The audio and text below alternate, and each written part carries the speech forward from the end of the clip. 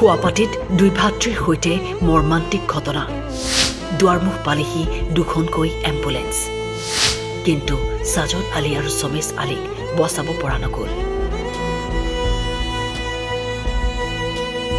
ছয়গাঁৱৰ জাহিৰপুৰত ঘটিল চাঞ্চল্যকৰ ঘটনা। ঘৰত জুই লাগি একেলগেই প্ৰাণ গ'ল দুই ভাতৃৰ। একেলগেই কৰুণ মৃত্যুক সাৱটি ল'লে দুয়োগৰাকীয়ে। ভাবিলোঁ বোলে এনেতে যাবও পাৰে, বেঙা মানুহ যিহেতু ক'লে হ'লে ক'ৰবাত গৈছি, এই জুইৰ পোহৰটো নাথাকে, সম্ভৱেই নহয়। তাৰপাছততো জুই চুই নুমাৰ পাছতহে চাওঁ বোলে এটা কোণাত দুটা ভাই হামটা হামটিকে সেনেকৈ আছে। দুই ভাতৃৰ বয়স আছিল 20 আৰু 22 বছৰ। পুৱতি নিশা 2 বজাত কেনেকৈ অগ্নিকাণ্ডৰ সূত্ৰপাত ঘটিল, ইয়াৰ কাৰণ এতিয়াও জানিব পৰা হোৱা নাই।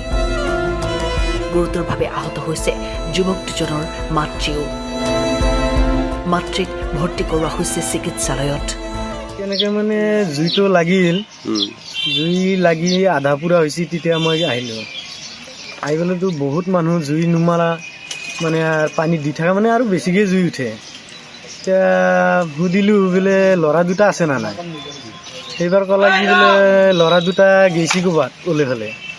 তেনেকৈ হ'লে মানে আমি ভাবিলোঁ বোলে এনেতে যাবও পাৰে, বেঙা মানুহ যিহেতু ওলাই হ'লে ক'ৰবাত গৈছি, এই জুইৰ পোহৰটো নাথাকে, সম্ভৱেই নহয়। তাৰপাছততো জুই চুই নুমাৰ পাছতহে চাওঁ বোলে এটা কোণাত দুটা ভাই হামটা হামটিকে সেনেকৈ আছে। দুটা একদম পুৰা জ্বলিছে ন? পুৰা জ্বলিছে, ডক্টৰ অৱস্থাই নাই। আৰু এই মাকজনীও আঘাত হৈছে। দেউতাকেও অলপ হৈছে, হ'লেও সি অলপ সুস্থ অৱস্থাতে আছে, কিন্তু মাকটোও বেছি হৈছে। চৰকাৰী ঘৰ আছিল? চৰকাৰী ঘৰ আছিল, চৰকাৰী দিয়া ঘৰ। এই জুইটো কেনেকৈ লাগিল? জুইটো এতিয়া বৰ্তমান সেইখিনি টাইমততো কোনো ভাত বনোৱা টাইমো নহয়। মোৰ এটা সন্দেহ হৈছে লাইনৰ পৰা লাগিছে। অগ্নি নিৰ্বাপক বাহিনীয়ে জুই নিৰ্বাপন কৰে যদিও দুই ভাতৃক জীৱন্তে উদ্ধাৰ কৰিব পৰা নগ'ল। উল্লেখ্য যে অতি দৰিদ্ৰ বাহাদুৰ আলীৰ মাত্ৰ এটাই চৰকাৰী ঘৰ আছিল।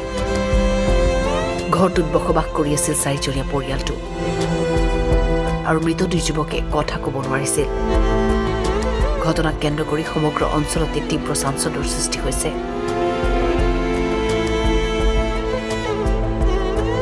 সোণতলীৰ পৰা ৰেজাউল কবিৰৰ ৰিপৰ্ট, টাইম 8।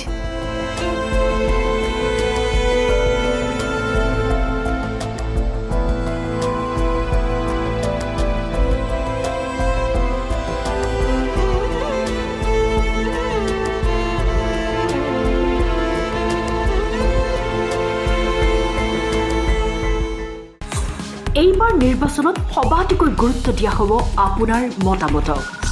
লাইভত আপুনি জনাওক আপোনাৰ প্ৰিয় নেতা কোন। আপোনাৰ মতে এইবাৰ কোন দলে মাৰিব শেষ হাঁহি।